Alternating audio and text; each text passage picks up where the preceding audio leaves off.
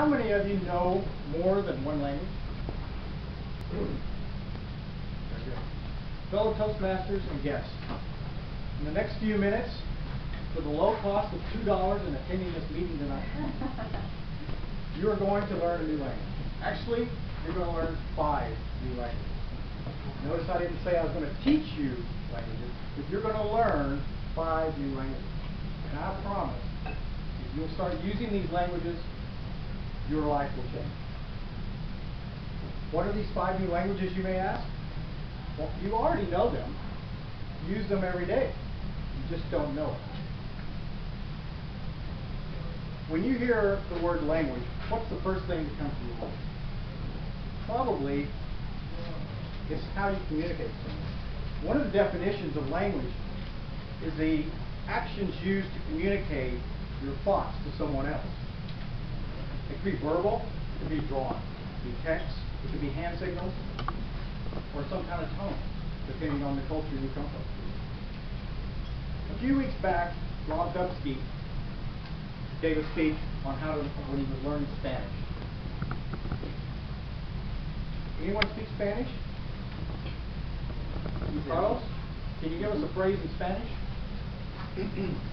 Yo quiero Taco Bell. How many understood most of that? Well, for those, what you just saw was if you don't speak Spanish and you communicate in Spanish, the other person is not going to understand what you say. So, what we want to do, if we want to communicate effectively with other people, we've got to communicate in a way that they understand. About 4 years ago, I was traveling to Miami every week for work. And it was taking me 4 hours to get there and 4 hours to get back. And I was getting tired of listening to the radio. So I decided to listen to audiobooks. Well, being that I like to learn things, I started listening to books about people and cultures and why they do the things they do. One of the books I came across at the county library, by the way, books are free, audiobooks are free at the county library, and you can download them for free.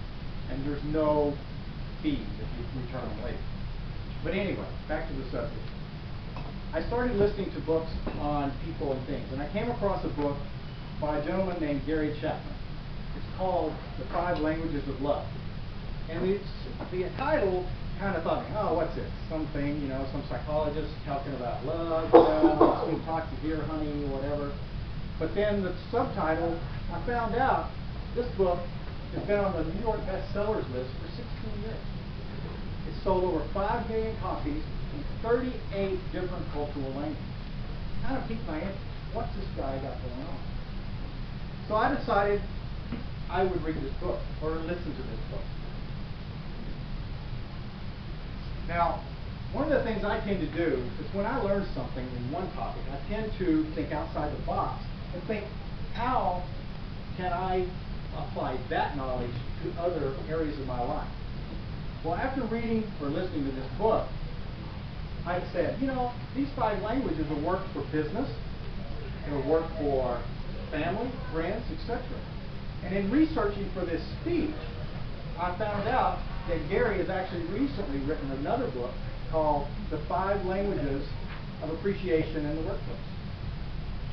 So, is everyone ready to learn 5 new languages? Yeah. All right. Yeah. All right, here we go. In no particular order, they are acts of service, receiving gifts, quality time, physical touch, and words of affirmation. Now you're saying, those don't sound like languages. Well, let's do an experiment. Imagine yourself, you've done something really, really good at work or at home for someone special. And now you would like to receive recognition for them to show you their appreciation. In a show of hands, and you can only pick one answer, how many of you would like to have that person do something in return for you? We got a few.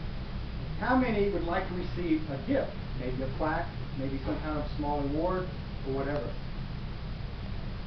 You can only choose one. Got one here. How many of you would like to spend time maybe with that person explaining how you did something or get their feedback? We got a few others. All right. How many would like to get a hug or a pat on the back? All right. And final, how many of you would just like to hear the good old words, thank you? All right, it's the majority. All right. So what have we just witnessed?